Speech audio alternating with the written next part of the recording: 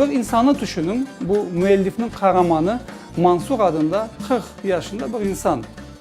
Bu insan elinde yine Gasparalı, İsmail Gasparalı'nın kitabı Han Saray yazılarında dolaşar ve otara, geze, düşünüyor, çok derin meseleleri düşünüyor. Milletimizin geleceği, iktisadiyatı, siyaseti, geostrateji, geopolitika, edebiyat.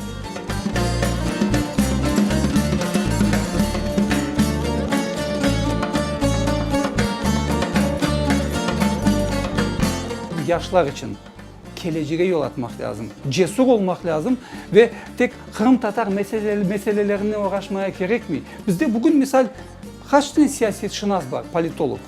Bir tane bekim. Kaç içtimaiyatçı var, sosyolog? Gene bir tane, iki tane. Ve onlar da tek Kırım Tatar meselesinde uğraşar. Neden bizim Kırım Tatar siyaset şınaslar, politologlar, sosyologlar dünya meselelerine uğraşmayı?